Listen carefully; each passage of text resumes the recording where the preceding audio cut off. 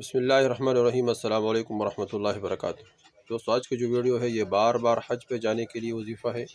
اس طرح بار بار عمرے پر جانے کے لیے وظیفہ ہے۔ یہ وظیفہ بہت زبردست ہے، بہت آسان ہے۔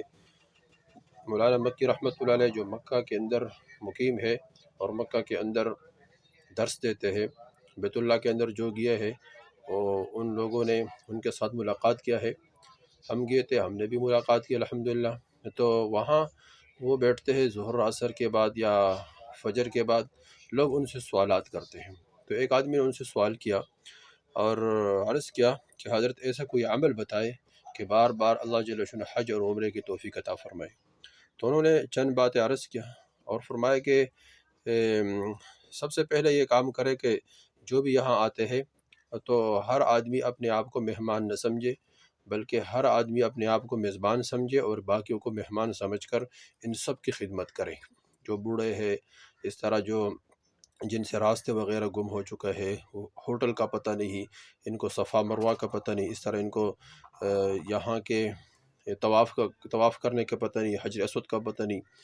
تو یہ تمام چیزیں ان کو دکھائے، ان کو پانی پلائے اور اس طرح ان کی خدمت کرے، تو اللہ جل شانہ بار بار حج کرنے کی توفیق عطا فرمائے۔ فرمائے کہ جو جن سے راستے گم ہو چکے ہیں، کبھی کبھی ہوٹل کا راستہ بندے سے گم ہو جائے، پورے رات پورے دن بندہ چلتا رہتا ہے، وہ جگہ ملتا نہیں ہے، اور جب بعد میں پتہ چل جائے تو وہ قریب ہوتا ہے، لیکن پتہ نہ ہونے کی وجہ سے انسان پریشان ہوتا ہے، تو ان کو راستے دکھائے۔ بوڑھے ہیں، اس طرح کوئی اجنبی ہے اور ان کو کوئی کسی چیز کا پتہ نہیں ہے، تو ان کو ہاتھ سے پکڑ کر ان کو لے کر آئے، ان پر عمرہ کرائے، عمرہ کی تمام تھوڑا مشقت اٹھائے۔ ان کے اوپر جب احرام انہوں نے باندھا ہوگا تو سب سے پہلے بیت اللہ کے قریب لے کر آؤ، ان کو کہو کہ دعا مانگو، دعا مانگتے پھر اس کے ساتھ طواف کرو، طواف کیا تو اگر رش ہو تو حجر اسود کے قریب نہ جاؤ، استلام کرے، پھر اس کو مقام ابراہیم تک پہنچا کر وہاں 2 رکعت نوافل خود بھی پڑھے، ان کو بھی پڑھائے،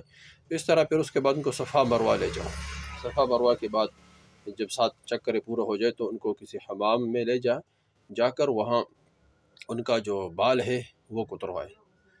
تو یہ اب اس کا عمرہ پورا ہو جائے گا، پھر آپ کو پورا عمرہ کی کرنے کا اجر بھی اللہ جل شانہ عطا فرمائے گا اور خدمت کا بھی اجر اللہ جل شانہ عطا فرمائے گا۔ تو اس طرح یہ اعمال کرے، اور بیت اللہ کی آداب،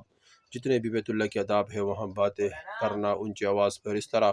اور وہاں بد نظری کرنا، یہ تمام چیزیں منع ہے۔ اور اس طرح لڑائی جھگڑے کرنا، کوئی سخت بات کرے تو قرآن کا حکم ہے کہ لا فسوق ولا جدال، نہ لڑائی کرے، نہ جھگڑے کرے، نہ کوئی فحش بات کرے، نہ کوئی فحش کام کرے، بد نظری نہ کرے، اس طرح تو تمام چیزوں سے اپنے آپ کی حفاظت فرمائے۔ اور تو انشاءاللہ اللہ جل شانہ اور بیت اللہ کی سخت محبت دل میں ہو، جب بندہ دیکھتا رہے تو محبت بڑھتا رہے، کبھی بھی ادبی نہ ہو، کبھی محبت کم نہ ہو، کبھی بیت اللہ کی قدر و قیمت میں انسان کے دل میں کمی نہ آ جائے، تو انشاءاللہ اللہ جل شانہ اس طرح مسجد نبوی میں بھی اس طرح کریں کہ وہاں کے جو جتنے بھی اعمال ہیں وہ پابندی کے ساتھ کرے، حضور صلی اللہ علیہ وسلم کی جو روضہ ہے ان پر سلام کرے۔ بہرحال انہوں نے یہ سارے اعمال بھی بتائے کہ یہ آداب بھی کرے، اور ساتھ ساتھ ایک وظیفہ فرمائے کہ جب یہ وظیفہ جو آدمی کرتا ہے تو اللہ جل شانہ بار بار حج اور عمرہ کرنے کی توفیق عطا فرمائے۔ تعداد نہیں ہے، بس یہ مسلسل پڑھتے رہنا اور چھوڑنا نہیں ہے، مسلسل پڑھے اور دل میں حج اور عمرے کی نیت بار بار دہرائے، اور سوچ و فکر بیت اللہ اور اس طرح مسجد نبوی اور اللہ جل شانہ کے گھر اور حضور صلی اللہ علیہ وسلم کی قبر اطہر کی زیارت، یہ تمام چیزیں ذہن میں رکھ کر اور یہ وظیفہ پڑھے، یہ آیات بار بار دن میں 100 مرتبہ پڑھے، 200 مرتبہ پڑھے، 500 مرتبہ پڑھے، لیکن بار بار پڑھے۔ کون سی آیات ہے؟ سورہ قصص آیات 85، سورہ قصص آیات 85۔ ان الذین فرض علیک القرآن لرادوک الی معاد قل ربی اعلم من جاء بالہدی ومن هو فی ضلال مبین۔ قرآن کھول کر سورہ قصص نکالے اور اس میں 85 نمبر آیات نکالے، یہ یاد کرے،